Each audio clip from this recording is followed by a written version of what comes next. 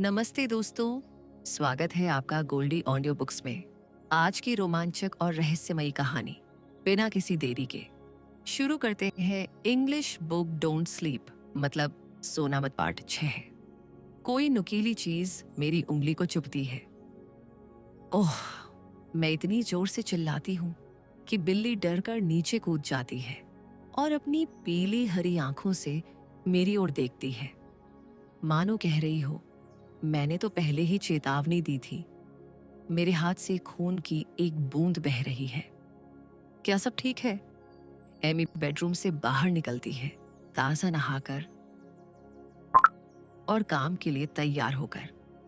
वह अपना हैंडबैग और चाबियां लेती है। शायद मुझे किसी चीज से चोट लग गई है। मैं अपनी उंगली को कसकर दबाती हूँ। ये पागलों की तरह धड़क रही है। बेडरूम की फर्स्ट एड किट में एंटीसेप्टिक की बोतल है, थोड़ा लगा लो, मैं देख लूंगी जब मैं वापस आऊंगी। वह बाहर निकलती है और अपने पीछे मुख्य दरवाजा बंद कर लेती है। मैं अपनी उंगली के चारों ओर एक नैपकिन लपेटती हूँ और फिर फूलों के गुलदस्ते को खोलती हूँ और गुलाबों को ढेर में डाल देती हूँ। तनों के बीच एक छोटा सा लिफाफा है। मैं लिफाफा खोलती हूँ और कार्ड पर लिखा संदेश पढ़ती हूँ। फूल गुमनाम रूप से नहीं भेजे गए थे। मैं यह देखकर हैरान हूं कि लिफाफे पर नाम एमी का नहीं है, ये मेरा नाम है। लिफाफा खोलते हुए मैं फूल वाले का विजिटिंग कार्ड निकालती हूँ, जिस पर एक संक्षिप्त संदेश लिखा है, एल के लिए और एक दिल। मैं चॉकलेट के डिब्बे से सुनहरी ढक्कन हटाती हूँ, एक प्यारे से जेस्चर के तौर पर मार्को की तरफ से। अंदर एक दर्जन ट्रफल है, जिनमें से हर एक रंगीन चॉकलेट क्लेज के भंवर से सजा हुआ है। मैं मार्को को इस विचारशील उपहार के लिए धन्यवाद देने के लिए कॉल करती हूँ, लेकिन वह जवाब नहीं देता। इसलिए मैं उसे एक संदेश लिखती हूँ, गुलाब और चॉकलेट, तुम मुझे बिगाड़ रहे हो। मैं एक ट्रफल मुंह में डालती हूँ और सोफे पर लेटकर मजे से चॉकलेट और लिकर का स्वाद लेती हूँ। आराम से एक पत्रिका पढ़ रही हूँ। जैसे जैसे मैं पन्ने पलटती हूँ, मेरी पलकें भारी हो जाती हैं। मुझे नींद आ जाती है और पत्रिका मेरे घुटनों पर गिर जाती है। मैं सोफे पर मेरे बगल में रखे मोबाइल की आवाज से जागती हूँ। मेरी आंखें फोकस नहीं कर पा रही हैं, इसलिए मैं मुश्किल से स्क्रीन पर धुंधला सा संदेश पढ़ पाती हूँ। ये मार्को का है। खुद को फूलों का श्रेय नहीं दे सकता। तुम्हारे पास निश्चित रूप से एक गुप्त प्रशंसक है। एक चुभन भरा डर मेरे अंदर दौड़ जाता है जब मुझे पुलिस के साथ पीछा करने वाला अपना संवाद याद आता है। मैं उठने की कोशिश करती हूँ, लेकिन लकवा मार देने वाली थकान मुझ पर हावी हो जाती है। प्रवेश द्वार खुलता है, सुस्ती के माध्यम से, जो मुझे घेर लेती है। मुझे समझ आता है कि एमी इतनी जल्दी वापस क्यों आ गई। मैं उससे पूछने की कोशिश करती हूँ, लेकिन शब्द बोलने के लिए मेरी जुबान लड़खड़ा जाती है। लिविंग रूम की दीवार पर एक छाया दिखाई देती है। यह एमी की होने के लिए बहुत लंबी है। यह कोई और है। मैं अपना सिर उठाने की कोशिश करती हूँ ताकि देख सकूं कि यह कौन है, लेकिन मेरी मांसपेशियां मेरा साथ नहीं दे रही हैं। नींद मुझे निगल लेती है। छाया गायब हो जाती है और काले धुएं में बदल जाती है। जब मैं फिर से जागती हूं, तो मैं फिर से सोफे पर लेटी हुई हूं। अपार्टमेंट आधी रात की रोशनी से नहाया हुआ है और यह इस बात का संकेत है कि मैं पूरा दिन सोती रही। मुख्य दरवाजे पर चाबियों की आवाज होती है। लिव, मैं अपनी पलकों के बीच से देखती हूँ। एमी चिंता के साथ मुझे ऊपर से नीचे देख रही है। क्या सब ठीक है? मैं बहुत गहरी नींद में थी। बहुत अजीब सपने। मैं बुदबुदाती हूँ। मैं उठकर बैठने के लिए काफी ताकत जुटाती हूँ। सोफे के कुशन पर मैं अपनी धड़कती हुई धड़कन वाले सिर को हाथों में थाम लेती हूँ और एमी की बकबक सुनती हूँ। मुझे नहीं पता कि मुझे काम पर किसने बुलाया, वह कहती है। उन्हें न केवल मेरी मदद की जरूरत थी, वास्तव में शिफ्ट में जरूरत से ज्यादा लोग थे। चूंकि मैं शहर में थी, मैंने खरीदारी करने का फैसला किया, जैसे कि मुझे और कपड़े खरीदने का बहाना चाहिए था जिनकी मुझे जरूरत नहीं है। हाँ, एमी सोफे के पास टेबल पर बैग रखती है और ढेर सारी खरीदारी का सामान बाहर निकालती है, जिसे खास कागज में लपेटा गया है। वह कागज फाड़ती है और अपने पतले शरीर के लिए खरीदे गए रंगीन कपड़े मुझे दिखाती है, जबकि मैं उसकी प्रशंसा करती हूँ। नींद का जाल तब टूटता है जब मैं एमी और उसके गुलाबों के प्रदर्शन से अपनी नजर हटाकर कॉफी टेबल पर रखे कांच के फूलदान की ओर ले जाती हूँ। शुक्रिया कि तुमने गुलाबों को पानी में डाल दिया। इसे करने से पहले ही मुझे नींद आ गई थी। लिव, मैंने फूलदान में फूल नहीं लगाए, एमी कहती है। मैं काम के लिए जल्दी में थी। तुमने ये किया है? क्या तुम्हें याद नहीं है? अध्याय 31 बुधवार 15:29 डिटेक्टिव जैक लावेल हांगकांग अंतर्राष्ट्रीय हवाई अड्डे पर आने वाली उड़ानों की सूची की जांच कर रहे थे, जबकि ही निलिडे कैमरों से फुटेज की प्रतियां लेने के लिए शराब की दुकान पर गई थी।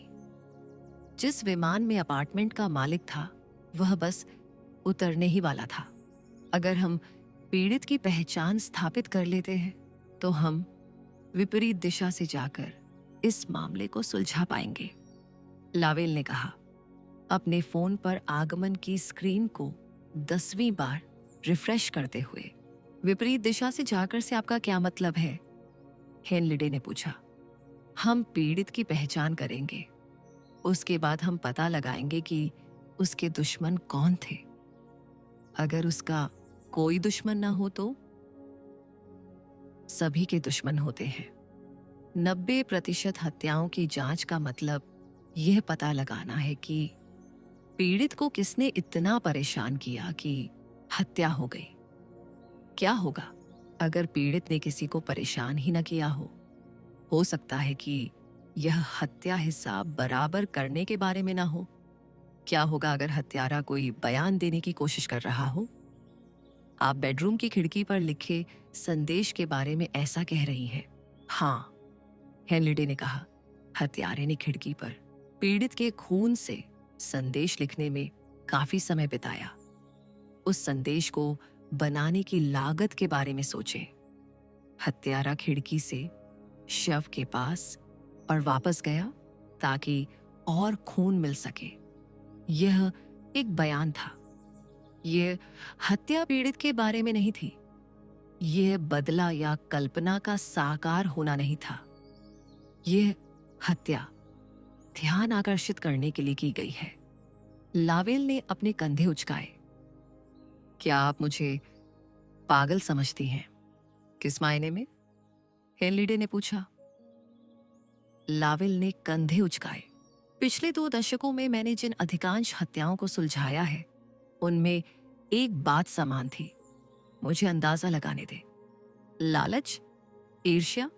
बिल्कुल भी नहीं, लावेल ने कहा। तो फिर क्या? हिसाब बराबर करना। हिसाब बराबर करना? हाँ, आप कल्पना भी नहीं कर सकती कि कुछ लोग बदला लेने के लिए किस हद तक जा सकते हैं। उसकी आवाज तब रुक गई जब स्क्रीन पर उतर गया का संदेश दिखाई दिया। उसने तुरंत मालिक का नंबर डायल किया। हेनलिडे स्टीयरिंग व्हील के पीछे से लावेल की तरफ से बातचीत सुन रही थी। अपार्टमेंट का मालिक शुरू में निश्चित रूप से यह खबर सुनकर स्तब्ध था कि उसके अपार्टमेंट में हत्या हुई है। वह सदमा बहुत जल्दी चिंता में बदल गया। वह जानना चाहता था कि कितना नुकसान हुआ है। लावेल ने उसे बताया कि पुलिस विभाग ने खिड़की के कांच का टुकड़ा हटाने का आयोजन किया है क्योंकि उन्हें सबूतों की जरूरत थी। बाकी कोई नुकसान नहीं, ज्यादा खून नहीं है। आप सफाई कर्मियों को बुला सकते हैं ताकि वे गद्दे और कालीन को भाप से साफ कर सकें। उसने कहा, या शायद आप उन्हें बदलना चाहेंगे, यह देखते हुए कि वहां क्या हुआ है।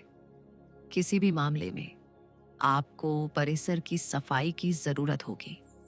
एक और बात, उंगलियों के निशान लेने के लिए इस्तेमाल किया गया पाउडर उन सभी सतहों पर अवशेष छोड़ देता है जिन पर इसे लगाया गया है। लावेल ने उसे सूचित किया। उसकी आवाज से पता चल सकता है कि वह अपार्टमेंट की स्थिति के बारे में अधिक चिंतित है, बजाय इसके कि उसके बिस्तर पर किसी की हत्या हुई है। हेनलिडे ने टिप्पणी की। जब कॉल समाप्त हुई, कार चलाते हुए और लावेल की ओर तिरछी नजर डालते हुए, उसने आपको वह बताया जो आप जानना चाहते थे। Apartment short term rental site के माध्यम से बुक किया गया था। किराएदार का नाम जेम्सी कार्टर जूनियर।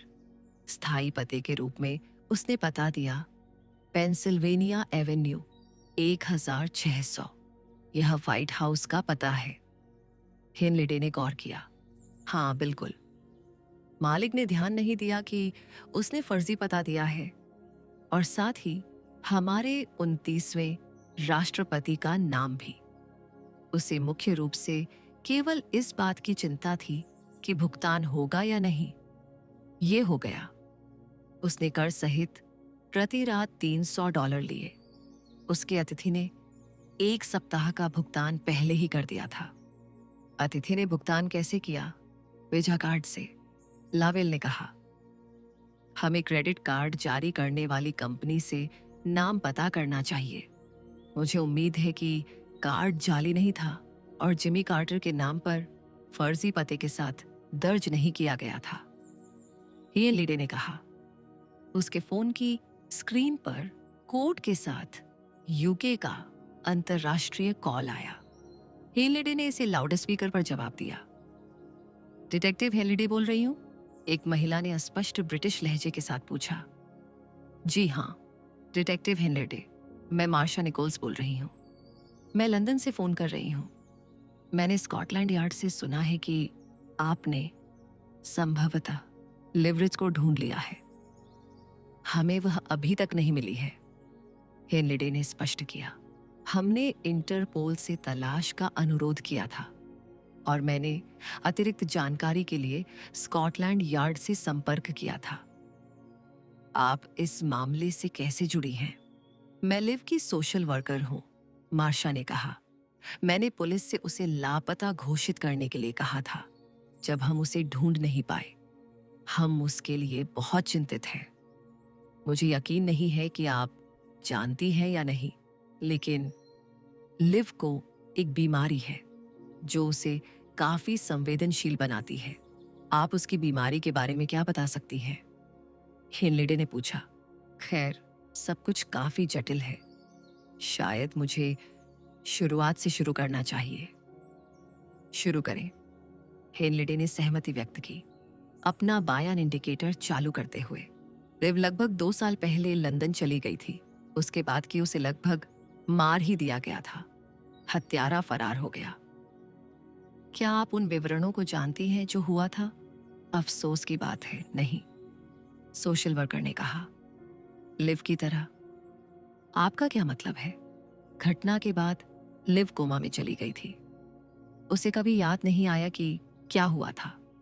बाद में वह लंदन चली गई ताकि सब कुछ नए सिरे से शुरू कर सके। जहां तक मुझे पता है, उसकी यहां जिंदगी अपेक्षाकृत सामान्य थी। असल में हम जितना कह सकते हैं, उसे याददाश्त की कोई समस्या नहीं थी, सिवाय इसके कि वह उस घटना को याद नहीं कर सकी जिसके दौरान उसे लगभग मार ही दिया गया था। यह पूरी तरह से सामान्य है, यह देखते हुए कि उसके बाद वह कई दिनों तक बेहोश थी। वास्तव में यह शायद एक प्रकार की दैवीय कृपा ही थी। स्कॉटलैंड यार्ड के डिटेक्टिव ने मुझे बताया कि वह याददाश्त के झटकों से पीड़ित है।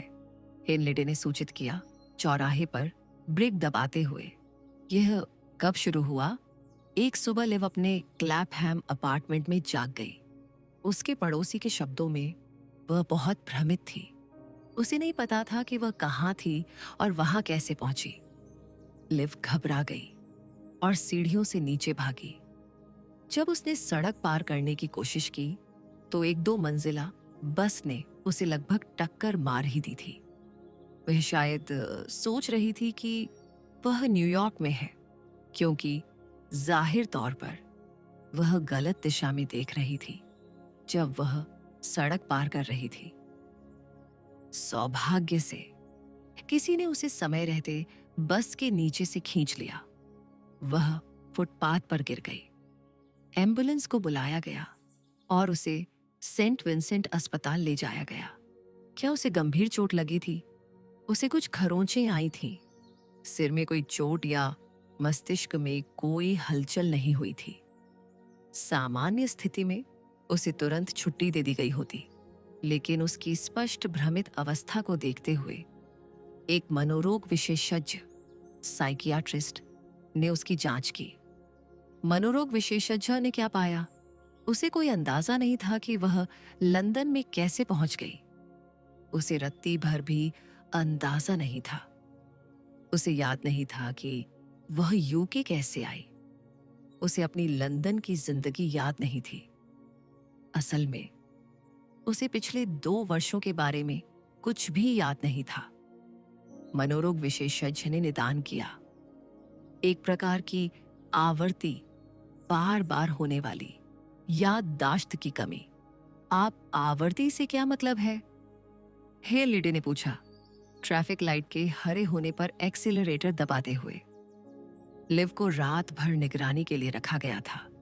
उसके डॉक्टर ने पाया कि हर बार जब लिव सोती है तो पिछले 2 वर्षों की उसकी यादें मिट जाती हैं। उन्हें यह कैसे पता चला? हेनलेडे ने उत्सुकता से पूछा। क्योंकि हर बार जब वह अस्पताल के बिस्तर पर जागती है तो उसे रत्ती भर भी अंदाजा नहीं होता कि वह लंदन में है। वह लगातार डॉक्टरों को बता रही थी कि उसे आखिरी चीज जो याद है वह न्यूयॉर्क में उसके कार्यालय में डेस्क पर काम करना है। उसने फोन कॉल का जवाब दिया, लेकिन वह उसके बाद कुछ भी याद नहीं रख सकी। और फिर वह लंदन के एक अस्पताल में जागती है और इसके अलावा उसे कोई नई यादें नहीं आती। जब तक वह जागती थी वे उस पल गायब हो जाते थे जब वह सोने जाती थी और पूरी प्रक्रिया फिर से शुरू हो जाती थी। किसी व्यक्ति की याददाश्त अचानक ऐसे ही कैसे गायब हो सकती है? डॉक्टर स्टेनहॉप, उसके मनोरोग विशेषज्ञ का कहना है कि उसकी बीमारी अनिद्रा इंसोम्निया के कारण हो सकती है। जाहिर तौर पर अचानक याददाश्त खोने से पहले लिव कई हफ्तों तक सामान्य रूप से नहीं सोई थी, सोशल वर्कर ने जवाब दिया।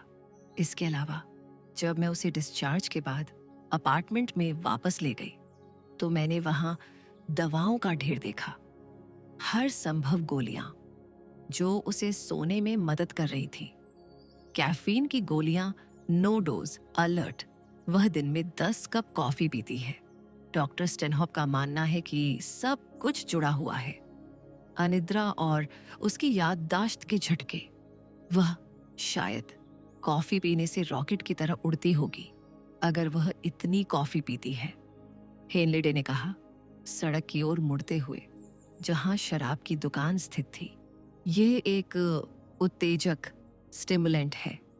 ये उसमें घबराहट और असामान्य व्यवहार पैदा करता है। क्या ये इतना काफी है कि आक्रामकता दिखाए? ओह, लिव आक्रामक नहीं है, सोशल वर्कर ने आपत्ति जताई। वह अद्भुत है। उसने इस सब की वजह से बहुत कुछ सहा है। उसकी देखभाल करने वाला कोई नहीं है जो हर सुबह बिना यादों के जागता है। आमतौर पर जब ऐसा कुछ होता है तो परिवार रोगी का समर्थन करता है। लिव के मामले में वह इस बीमारी के साथ अकेली है। क्या उसका बिल्कुल भी परिवार नहीं है? हेनलीडे ने पार्किंग में कार घुमाते हुए पूछा। माता पिता मर चुके हैं। एक मौसी है जो साउथहैम्पटन में रहती है। उसने ही मुझे बताया था कि लिव हत्या के प्रयास के बाद यूके चली गई थी। उसकी मौसी ने भी पुष्टि की है कि लंदन आने से पहले लिव को याददाश्त की कोई समस्या नहीं थी। वह जानती है कि लिव ने किसी के साथ कुछ समय के लिए मुलाकात की थी, लेकिन उसने खुद उसे कभी नहीं देखा और उसे नहीं पता कि वह कौन है। वे इतने करीब नहीं थे, लिव और उसकी मौसी। जाहिर तौर पर लिव अपने पिता के परिवार से अलग होकर पली बढ़ी। उसके माता पिता का तलाक बहुत दर्दनाक था। आपका काम क्या है? क्या आप लिव और अस्पताल के बीच की कड़ी हैं?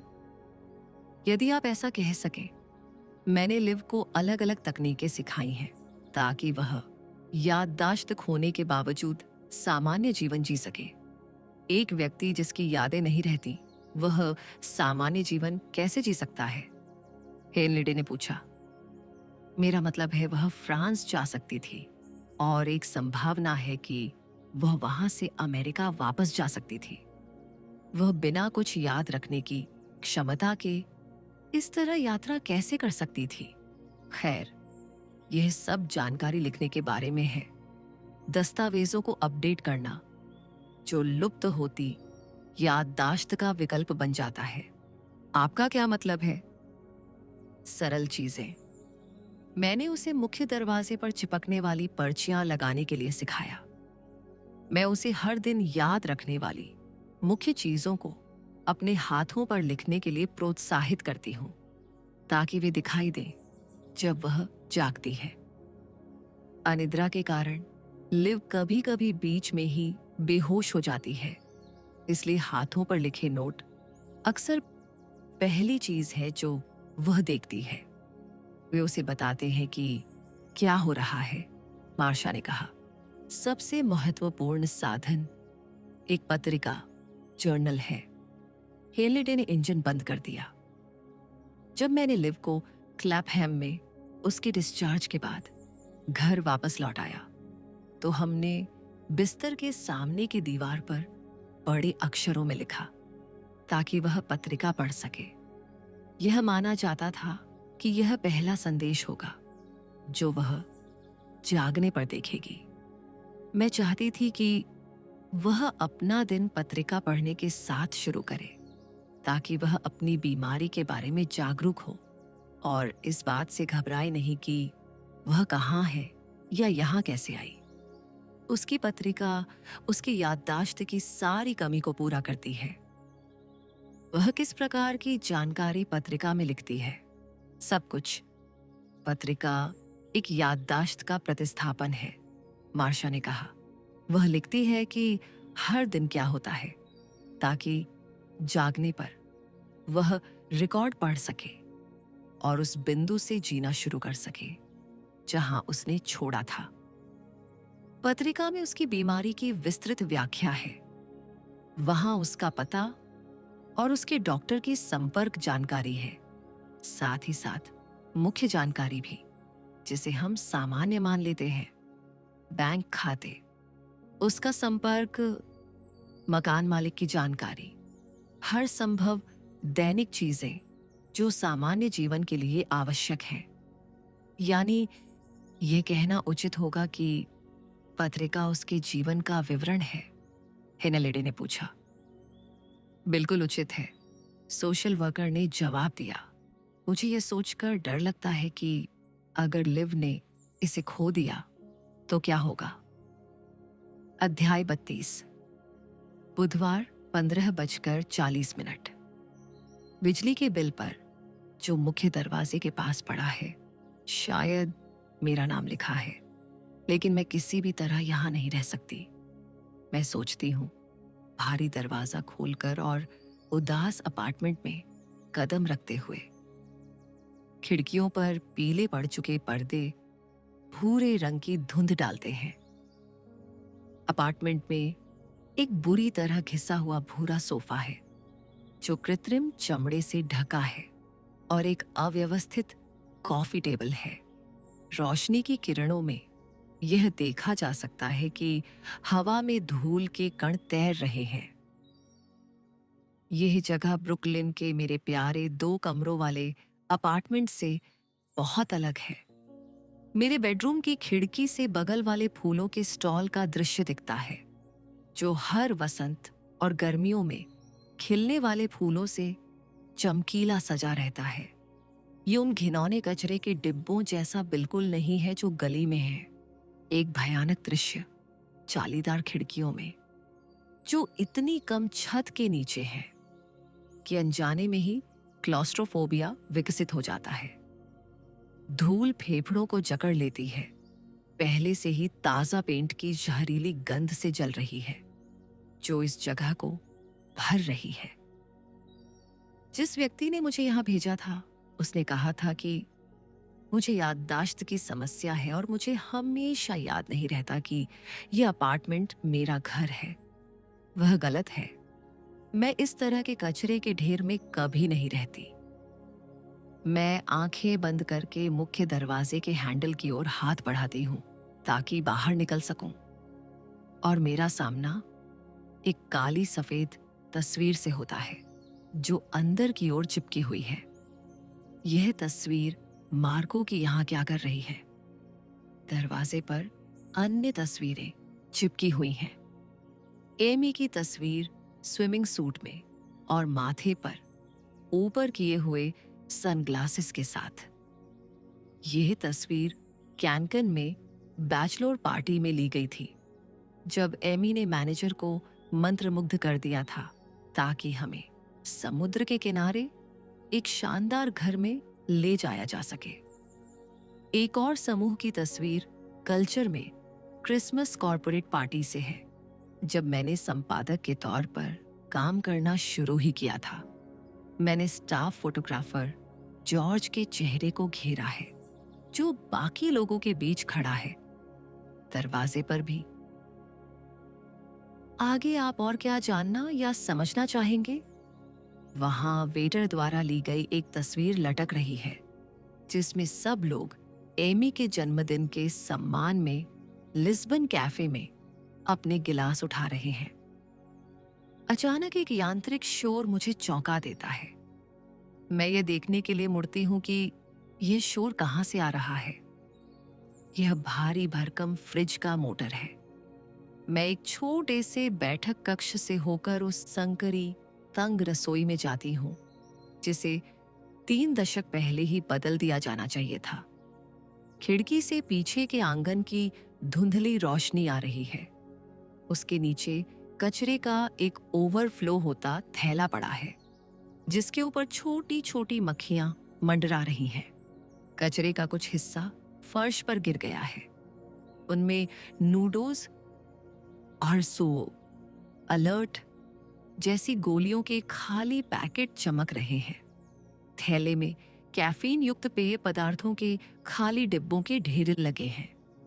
फ्रिज के मुड़े हुए सफेद दरवाजे पर अक्षरों के आकार के रंगीन चुंबक लगे हैं। इस तरह के अक्षरों का इस्तेमाल प्री स्कूल के बच्चे वर्तनी का अभ्यास करने के लिए करते हैं। चुंबक रंगीन शब्द और वाक्यांश बनाते हैं। फ्रीजर के दरवाजे पर लिखा है, सोना मत। मैं अपनी हथेलियों के पीछे के हिस्से को देखती हूं। हर एक उंगली की हड्डी के नीचे वही बात लिखी है, न ही सोना है। एक चुंबक के नीचे डॉक्टर का एक पर्चा लगा है, जिस पर तारीख और समय लिखा है। मैं पर्चे को अपनी जेब में रख लेती हूं। मेरे और इस दुस्वप्न के बीच एक और संबंध खोजने पर मेरा सिर चकराने लगता है। हर शेल्फ कैफीन युक्त पेय पदार्थों और अलग से खरीदी गई कॉफी की बोतलों से भरी पड़ी है, बहुत ही कड़क। सिंक राख के ढेर से भरी हुई है। यह जली हुई कागजात के अवशेष हैं। राख में जले हुए चिपचिपे कागजों के पीले टुकड़े पड़े हैं। एक बुरी तरह से जली हुई किताब। इसकी जली हुई नीली जिल्द पर जर्नल शब्द उभरा हुआ है। जब मैं जले हुए पन्नों को छूती हूं तो वे राख में बदल जाते हैं। जो कुछ भी इस किताब में लिखा था वह सब नष्ट हो चुका है। मैं रसोई से बैठक में भागती हूँ। वह ताजी पेंट की गंध से भरी है जिससे मेरा सिर दर्द करने लगता है। मैं धूल भरी खिड़कियों के पर्दे हटाती हूँ ताकि कमरे में थोड़ी रोशनी आ सके। सबसे लंबी दीवार आंशिक रूप से एक रोलर से काले रंग में रंगी गई है। फर्श पर काले रंग का एक खाली डिब्बा पड़ा है। उसके पास पेंट से सना हुआ रोलर और ट्रे पड़ी है। सब कुछ काला है। ऐसा लगता है जैसे कोई जल्दबाजी में यहां से चला गया हो, शायद दीवार पेंट करने के लिए और पेंट लेने के लिए। दीवार का सफेद बिना रंगा हिस्सा यादृच्छिक वाक्यों से भरा हुआ है।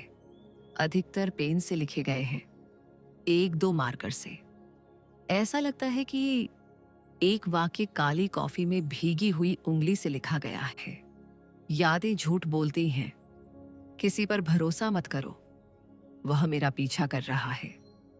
ये शब्द दिल को छू जाते हैं। मैं फर्श पर पड़ी धूल भरी पेन उठाती हूँ और सावधानी से इन शब्दों को अपनी हाथ पर उतार लेती हूँ। काम खत्म करके मैं दरवाजे की ओर जाती हूँ, जिसे जेल की कोठरी जैसा होना चाहिए शायद। इसलिए क्योंकि सारी दीवारें काले रंग की ताजा परतों से ढकी हुई हैं। प्रकाश की एक किरण धूल को पकड़ लेती है जो हवा में तैर रही है और गुरुत्वाकर्षण को नकार रही है। बेडरूम में फर्नीचर के नाम पर सिर्फ फर्श पर एक टूरिस्ट मैट्रेस है, जिस पर एक मुड़ी हुई तकिया और एक आधा खुला स्लीपिंग बैग रखा है। कमरे के दूसरी तरफ एक अलमारी है। मैं ये देखने के लिए दरवाजा खोलती हूँ कि अंदर क्या है।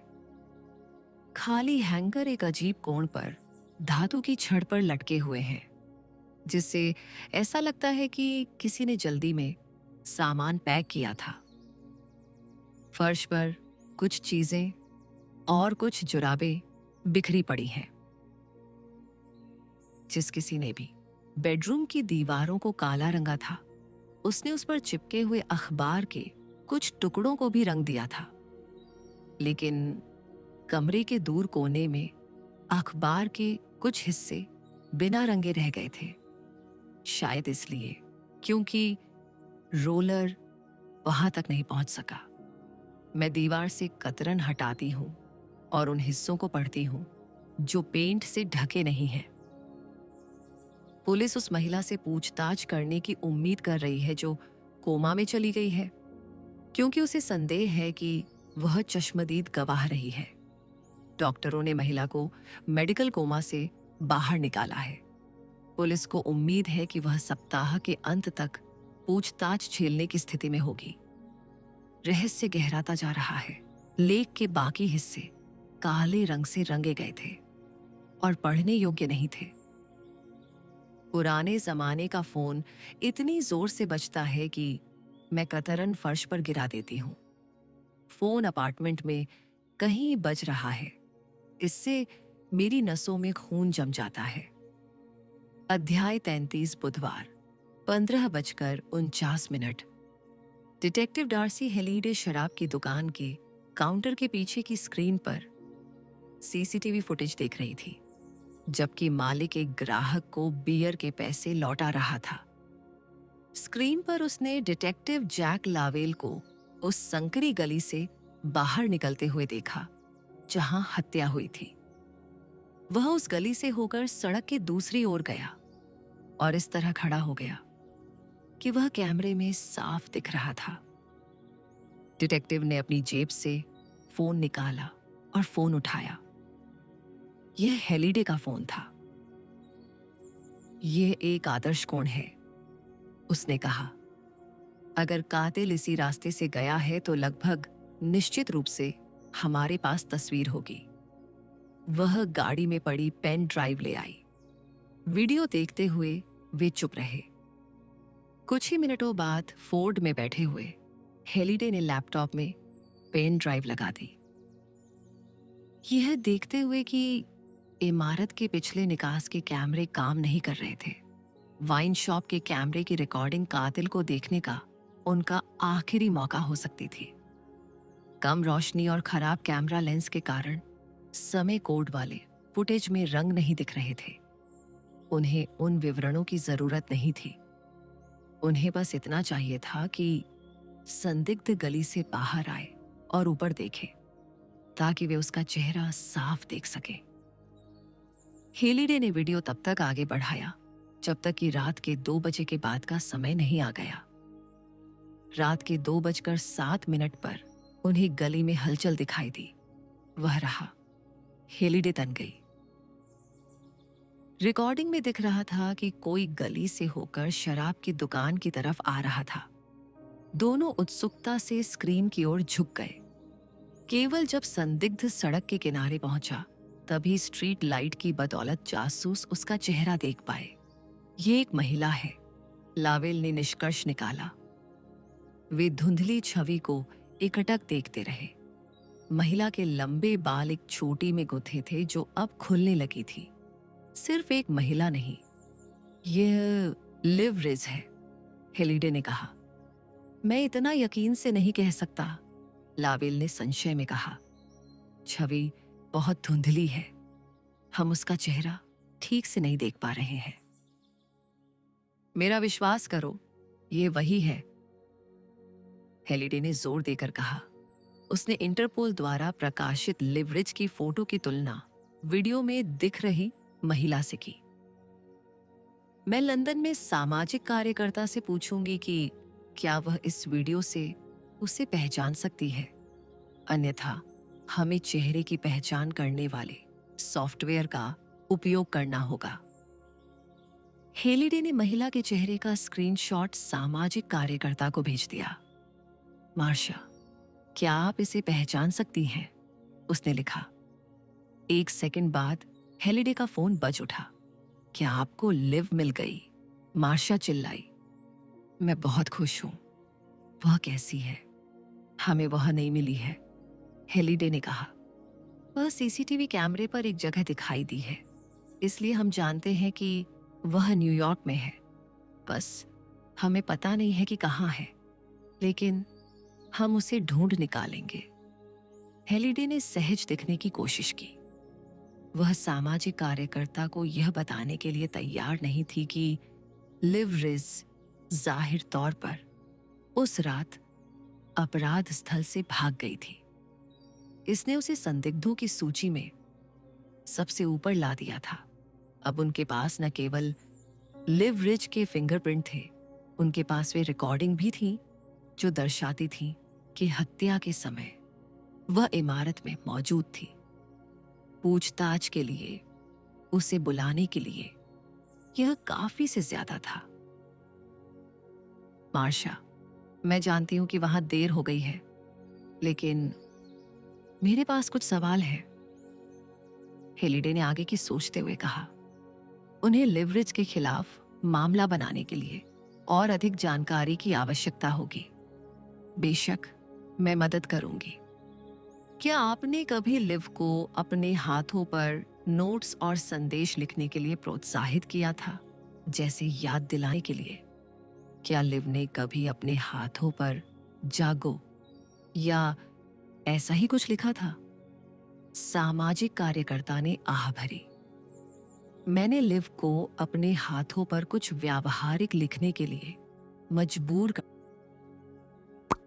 करने की कोशिश की थी, जैसे उसका पता या आपातकालीन संपर्क नंबर।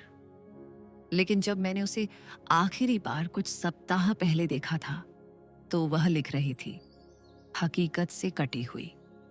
तो सवाल का जवाब है हाँ, मैंने लिव के हाथों पर मत सो, सोना मत और जागो लिखे हुए देखे हैं। क्या आप जानती हैं कि उसने यही लिखना क्यों तय किया?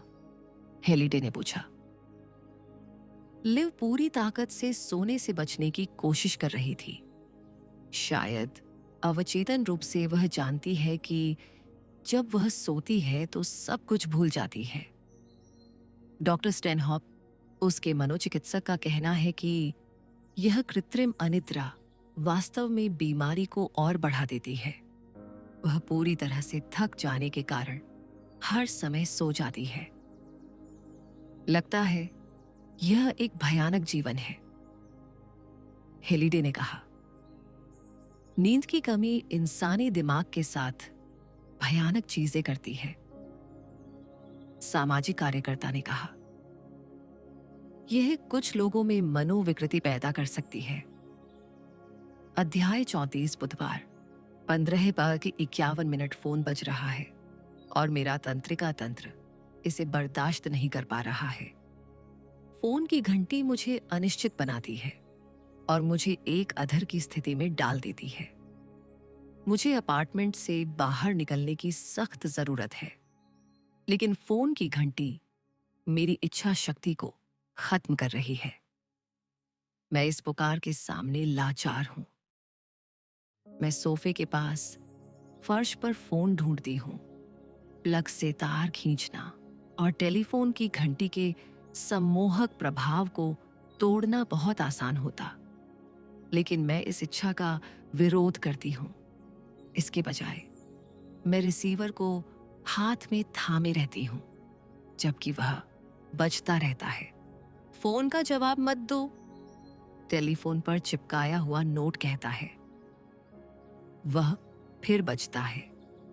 इस बार मैं रिसीवर उठाती हूं और कान से लगाती हूं। हाँ, खामोशी। हाँ, कौन है? फिर से सन्नाटा, जिसे एक क्लिक की आवाज तोड़ देती है। फोन काट दिया गया था। शायद गलत नंबर था। मैं रिसीवर को फोन पर वापस रख देती हूं। वह फिर बजता है। मैं तुरंत जवाब देती हूं। लिव, मैं तुम्हें हर जगह ढूंढ रहा हूं। पुरुष की आवाज इतनी धीमी है कि मुझे सुनने के लिए बहुत जोर लगाना पड़ रहा है। मुझे पता था कि आखिर तुम घर वापस आओगी। आप क्या चाहते हैं? मैं पूछती हूं, मेरी आवाज डर से खींची हुई है। मुझे जानना है कि तुमने चाकू कहां छोड़ा था। धीमी आवाज कारों की गड़गड़ाहट से कट जाती है। कौन सा चाकू? मैं असमंजस में पूछती हूं। मुझे जरा भी अंदाजा नहीं है कि वह किस बारे में बात कर रहा है। मुझे मत बताओ कि तुम फिर से सो गई। सो गई? लिव, तुम सो गई?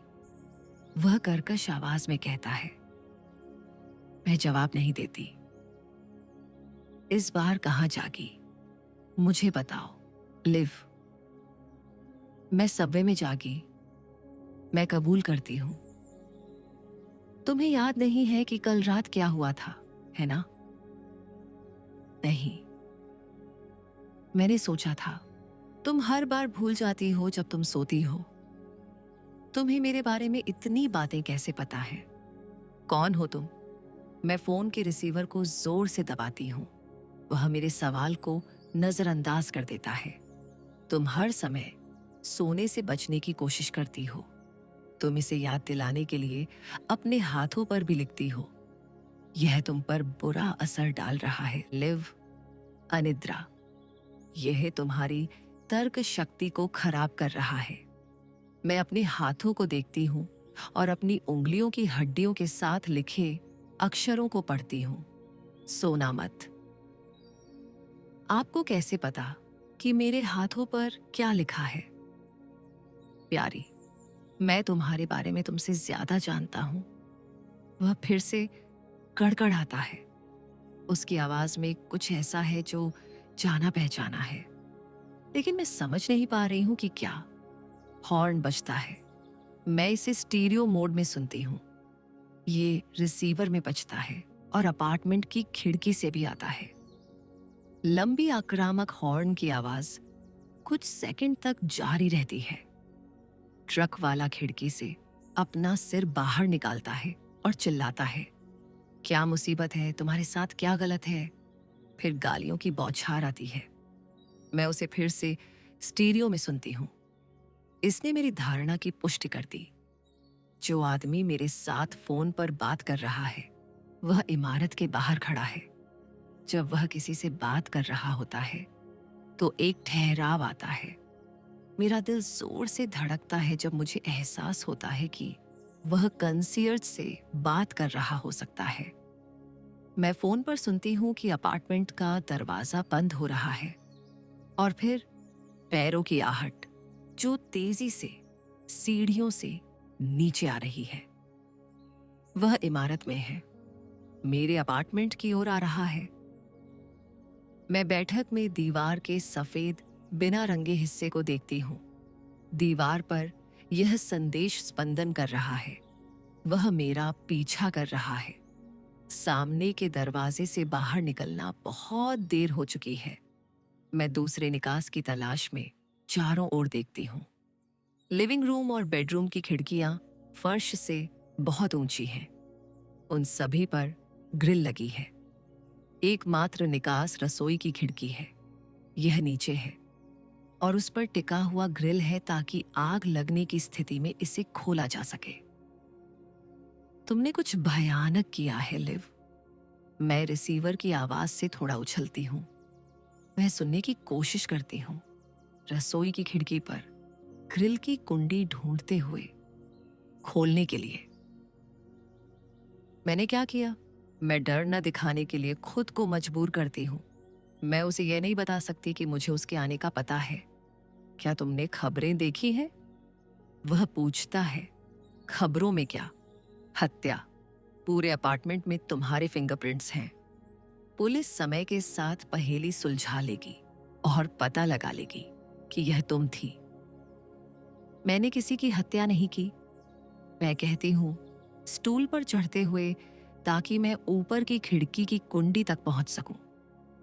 तुम कैसे जान सकती हो कि तुमने क्या किया? तुम्हें याद नहीं है। मैं जानती हूं कि मैं कातिल नहीं हूं। किसी इंसान को मारना मेरी प्रकृति में नहीं है। मैं धक्का देती हूं और खिड़की की ग्रिल की कुंडी खींचती हूं। यह नहीं हिल रही है। मुझे पसीना आ रहा है जबकि मैं पूरी ताकत से इसे खोलने की कोशिश कर रही हूं।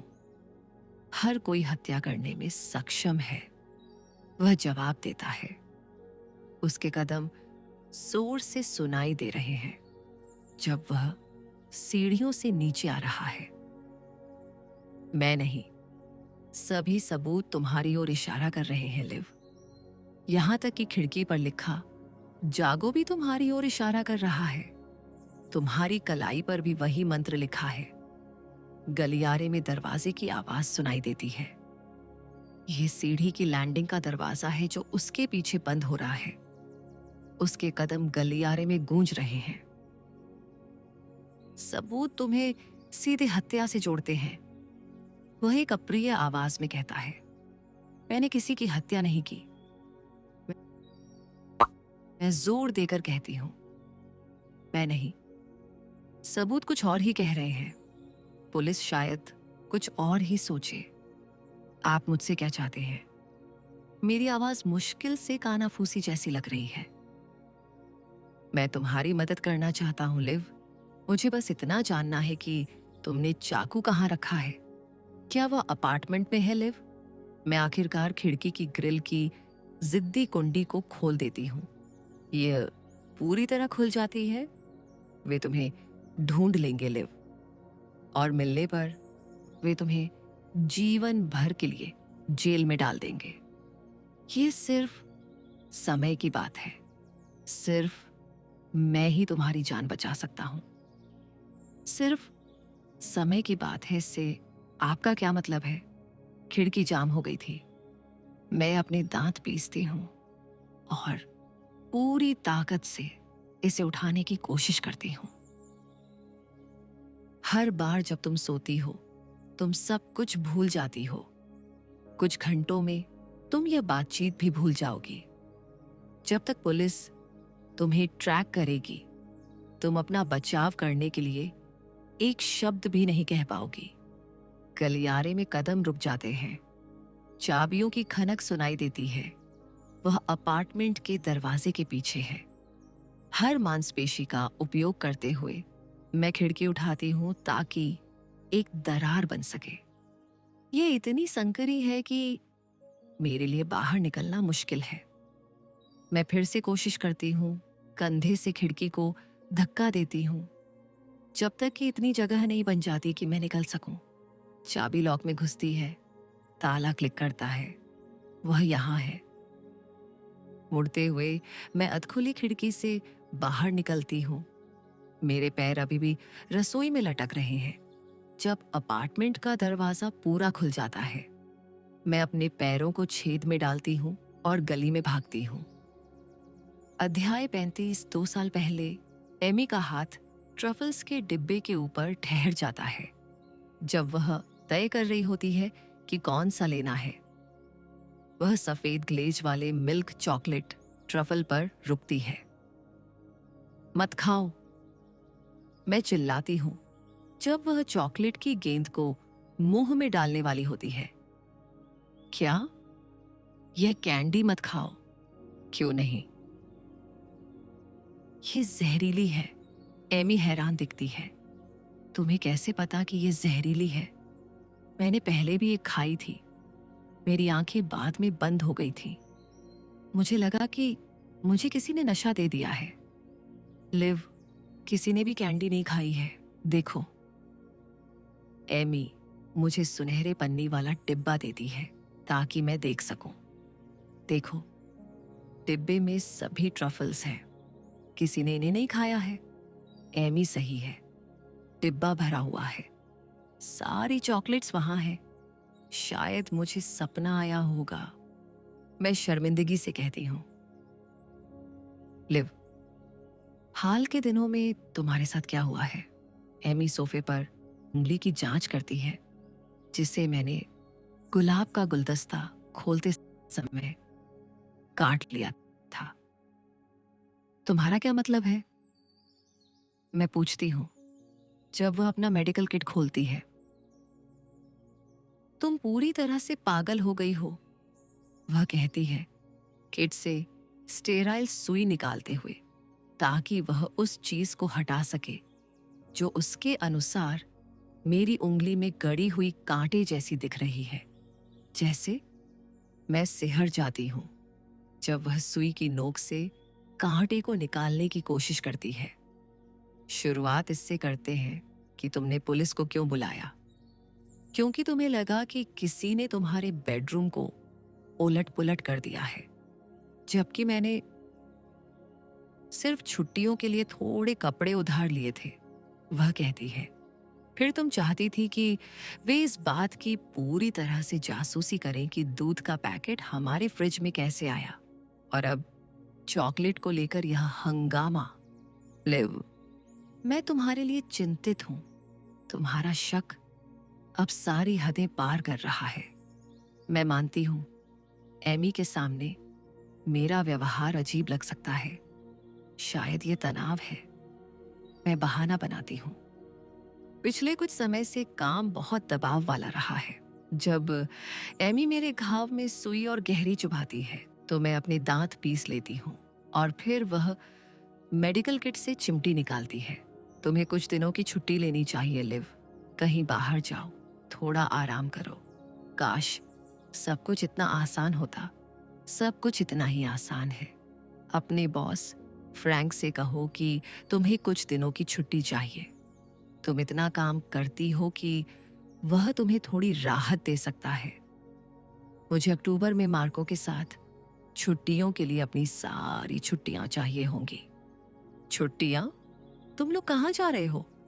चिमटी मेरी उंगलियों के ऊपर थम जाती है इससे पहले कि वह कांटा बाहर निकाले। फ्रांस, हम लोयर घाटी में साइकिलिंग ट्रिप के बारे में सोच रहे हैं। एमी कोई जवाब नहीं देती। वह मेरे घाव को एंटीसेप्टिक से साफ करके पट्टी बांध देती है। अब तुम्हारा घाव ठीक हो जाना चाहिए, वह काम खत्म करते हुए धीमी आवाज में कहती है। वह अचानक उठती है और अपने शॉपिंग बैग लेकर बेडरूम में चली जाती है। मैं सोफे से उठती हूँ। और रसोई से आती खाने की स्वादिष्ट महक की ओर बढ़ाती हूँ। कांच के आर पार झांकते हुए मैं अवन में रखे एक सिरेमिक बर्तन में उबलता हुआ स्वादिष्ट कैसरोल देखती हूँ। खुशबू बहुत अच्छी है, मैं एमी से कहती हूँ जैसे ही वह रसोई में आती है।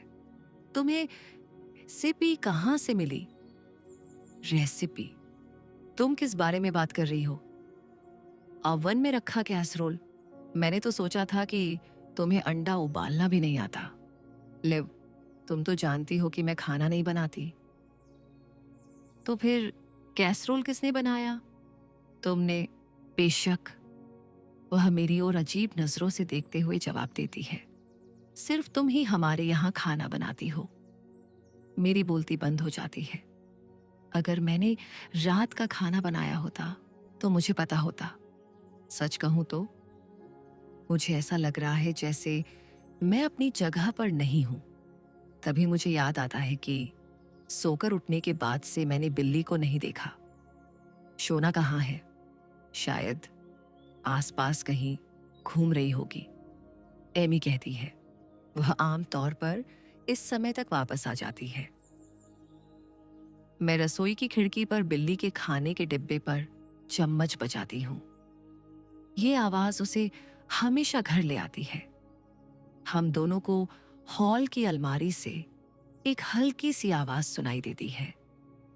एमी अलमारी का दरवाजा खोलती है और शोना डरकर और बुरी तरह घबराई हुई बाहर निकलती है। तुम अलमारी में कैसे बंद हो गई पगली? एमी उसे उठाते हुए बिल्ली से पूछती है। अलमारी में मेरे ड्राई क्लीनिंग के कपड़े लटके हुए थे। पारदर्शी प्लास्टिक के कवर के सामने वाले हिस्से पर लगी रसीद से पता चलता है कि इन्हें आज ही लिया गया था। भुगतान नकद में किया गया था। तुमने मेरे कपड़े ड्राई क्लीनर से ले लिए। मैं तुम्हें इसके पैसे चुका दूंगी। एमी मुझे सुन नहीं रही है। वह अपने फोन पर कुछ टाइप करने में पूरी तरह मग्न है। तुमने अभी क्या कहा? वह संदेश भेजते हुए और अपनी नजरें मुझ पर उठाते हुए पूछती है। मैंने तुम्हें ड्राई क्लीनर से मेरे कपड़े लाने के लिए शुक्रिया कहा। कौन से कपड़े? एमी मुझे अजीब नजरों से देखती है। मैंने आज कुछ भी पिक नहीं किया। उसका इनकार मुझे झकझोर कर रख देता है। मैं खुद को संभालने के लिए दरवाजे के चौखट पर हाथ टिकाती हूँ। अगर मैंने कपड़े नहीं लिए और एमी ने नहीं लिए तो फिर किसने लिए? पहले फ्रिज में दूध आया और फिर अवन में कैसरोल। अब मेरे कपड़े चमत्कारिक रूप से अलमारी में आ गए हैं। कोई यहाँ था जब मैं सो रही थी। ये एकमात्र स्पष्टीकरण है। सवाल यह है कि कौन और क्यों?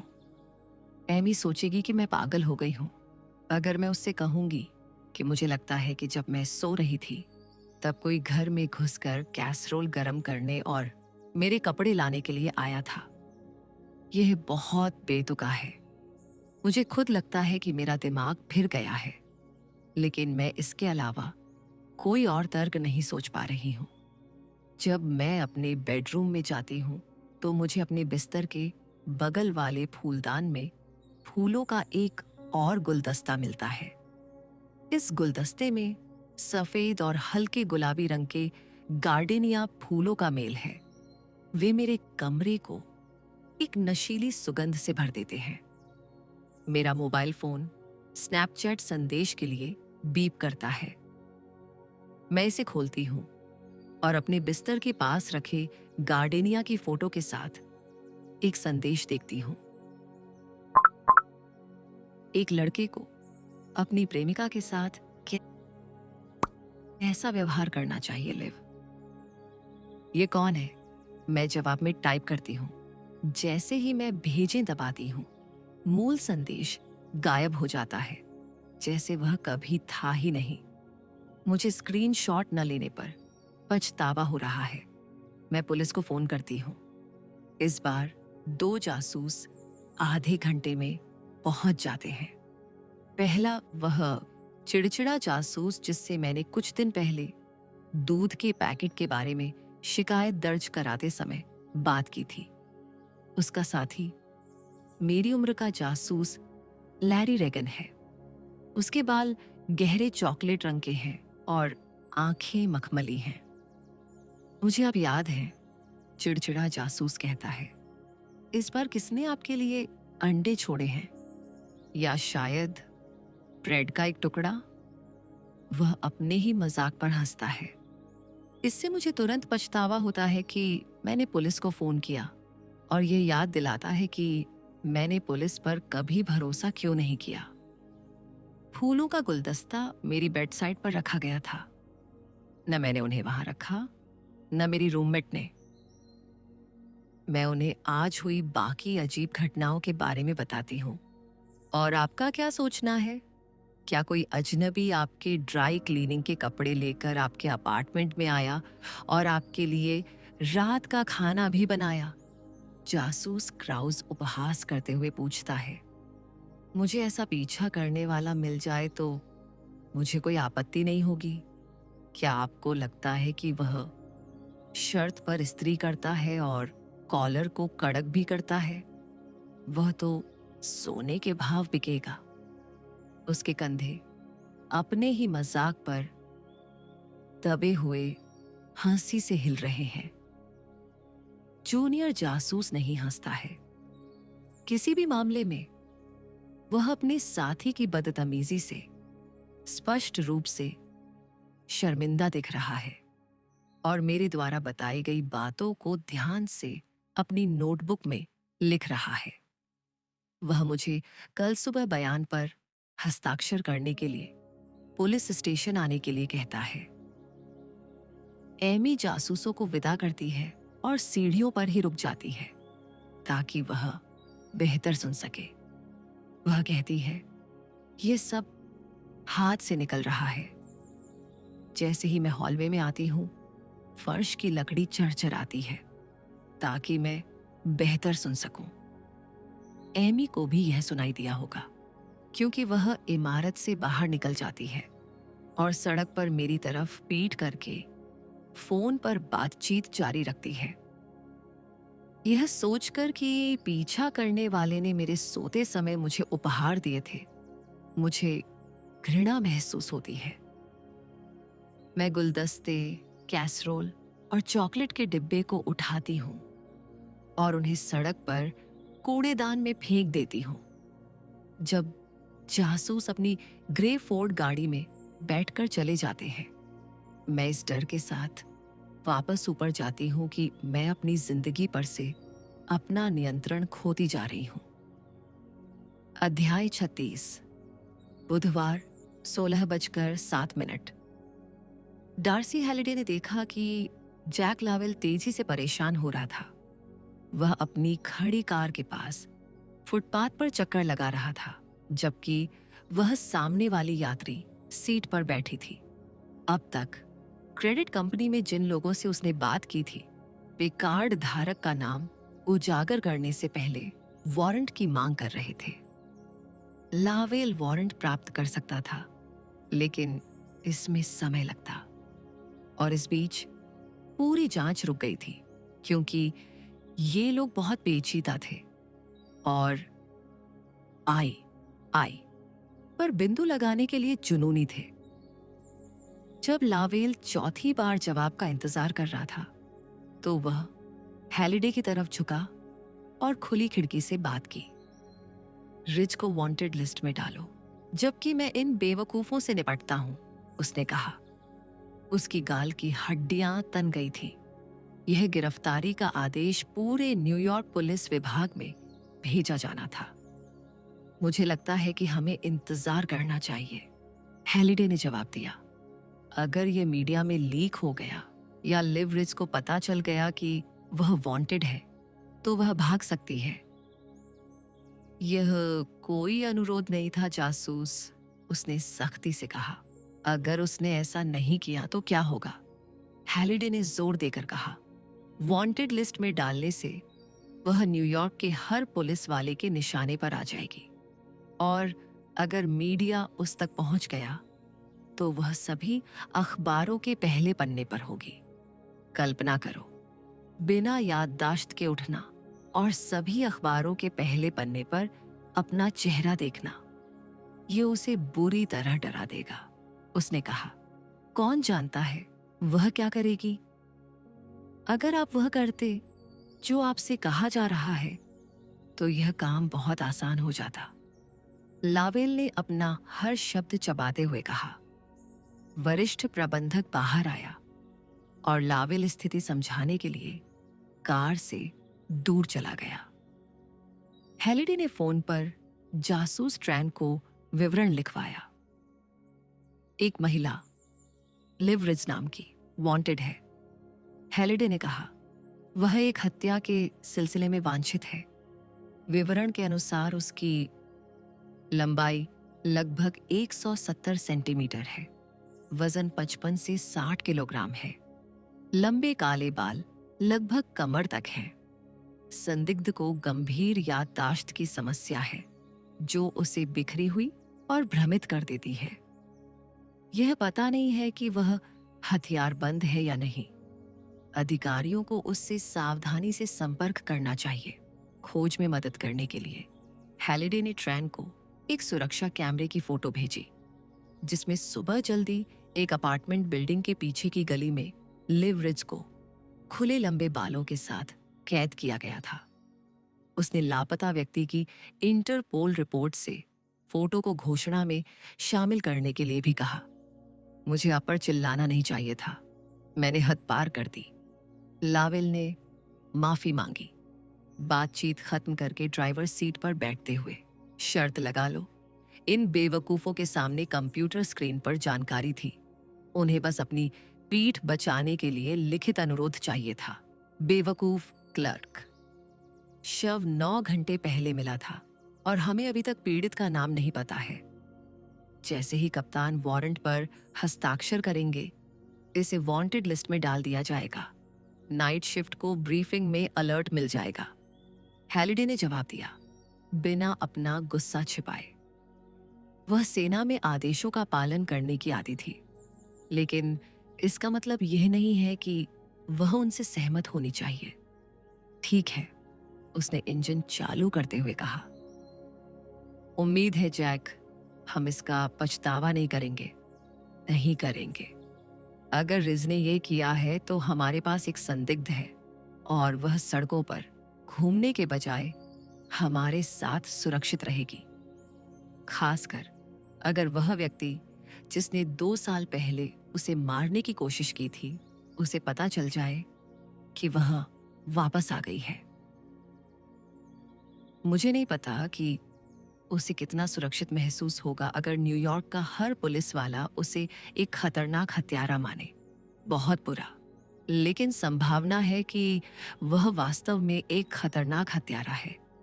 किस आधार पर? हेलिडे ने अधिक जिज्ञासा से पूछा।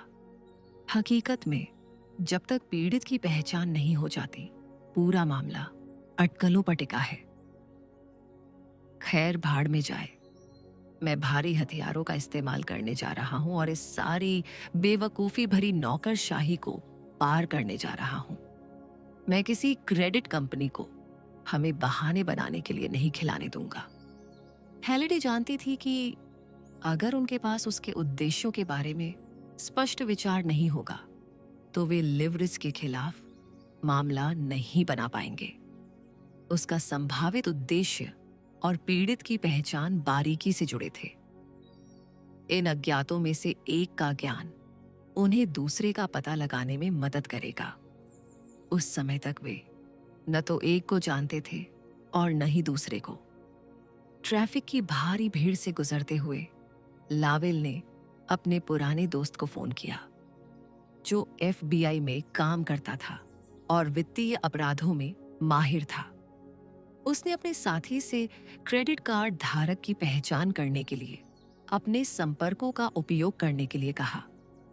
जैक का दोस्त कुछ ही मिनटों बाद वापस कॉल करता है और क्रेडिट कार्ड धारक का विवरण देता है।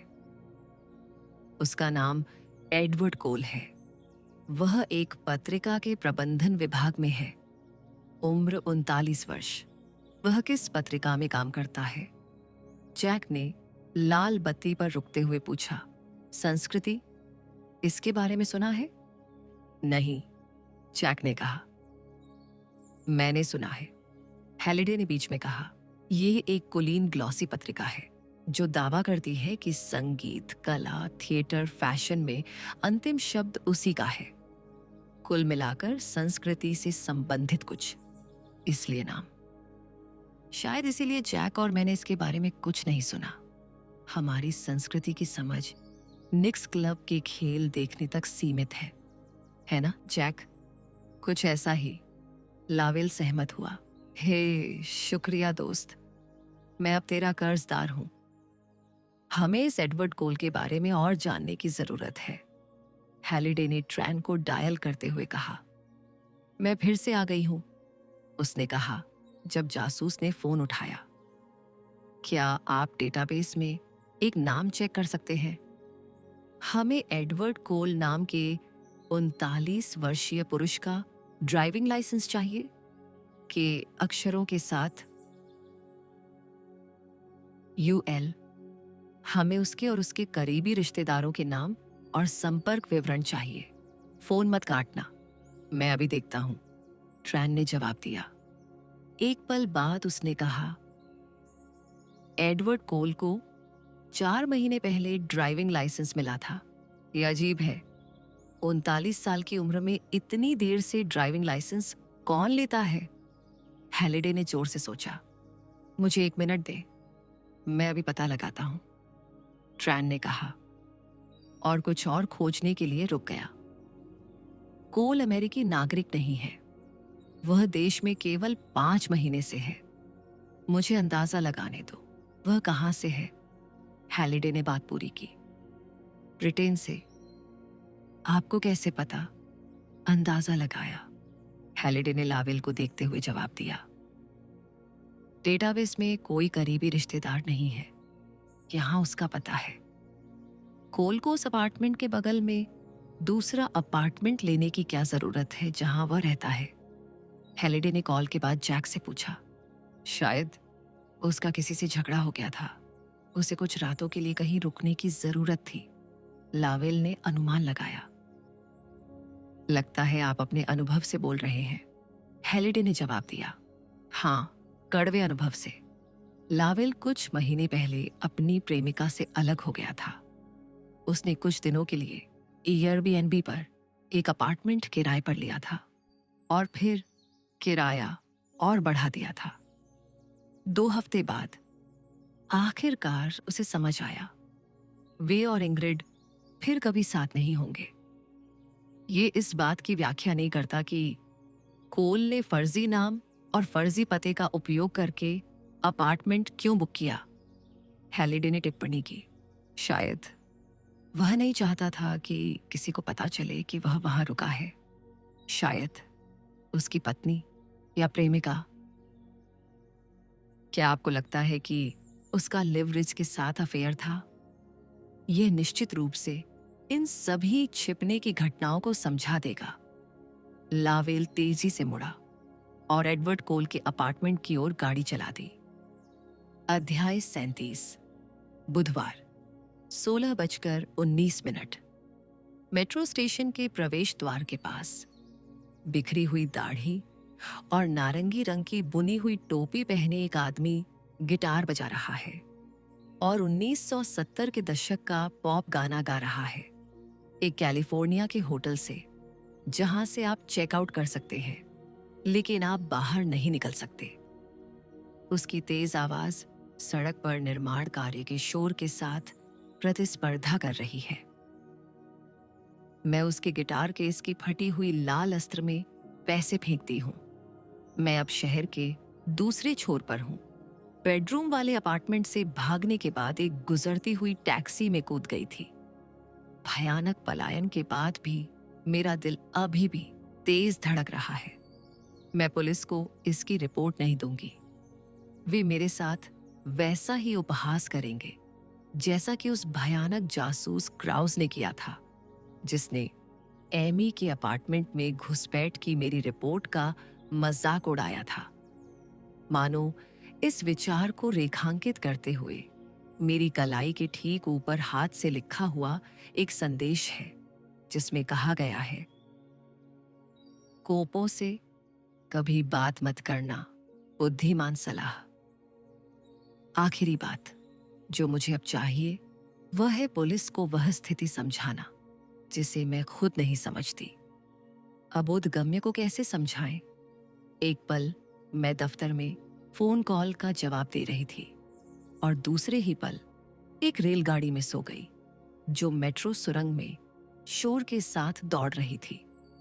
इन दो पलों के बीच सब कुछ जैसे गायब है। न केवल याददाश्त खो गई है, बटुआ और फोन भी गायब है।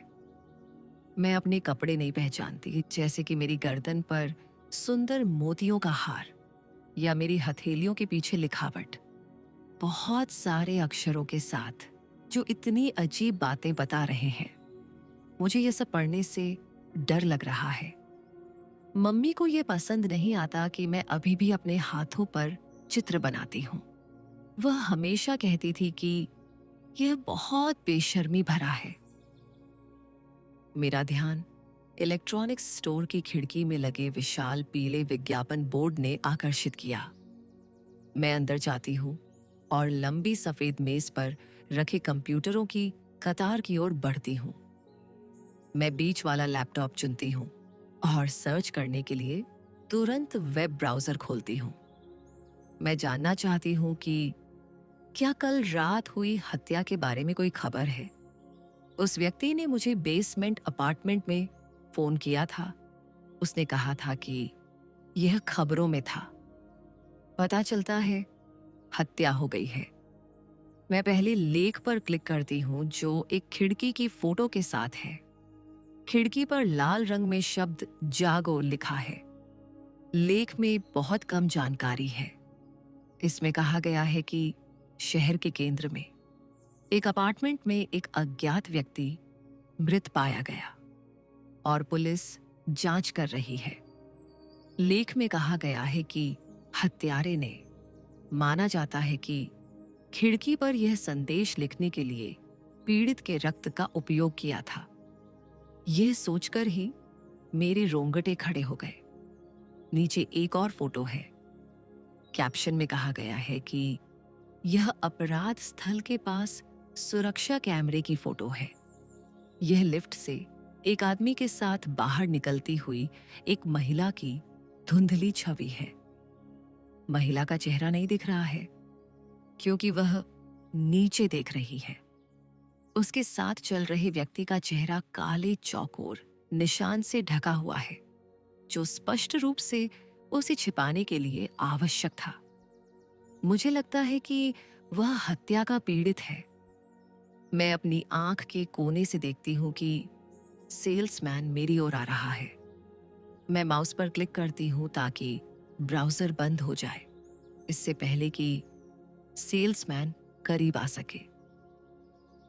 क्या मैं आपकी मदद कर सकता हूं? वह पूछता है। मैं एक हल्का, भरोसेमंद और बहुत तेज लैपटॉप ढूंढ रही हूं, मैं उससे कहती हूं, क्योंकि मैं मुश्किल से ही स्वीकार कर सकती हूं कि मैं केवल मुफ्त कंप्यूटर एक्सेस के लिए दुकान में आई थी। वह मेरे सवाल को एक विज्ञापन अभियान शुरू करने के निमंत्रण के रूप में लेता है जिसमें लैपटॉप के सभी संभावित कार्यों का प्रदर्शन शामिल है। काश वह चला जाता। बहुत सी महत्वपूर्ण बातें हैं जो मैं जानना चाहती हूँ। उदाहरण के लिए इस हत्या के बारे में और इस बारे में कि कैसे मैं अनजाने में गर्मियों के मध्य से देर से शरद ऋतु की ओर बढ़ गई। मैं सेल्समैन को अस्पष्ट रूप से धन्यवाद देती हूँ और तेजी से दुकान से बाहर निकल जाती हूँ। सूचना के टुकड़े जो मैंने अपनी खोज से एकत्र किए थे ने मुझे पहले से कहीं अधिक भ्रमित कर दिया है। अधिक सवाल। बस यही सब है जो मेरे पास है। दोस्तों, आज के लिए बस इतना ही। जुड़े रहिए गोल्डी ऑडियो बुक्स के साथ। मिलते हैं अगले भाग में। नमस्कार।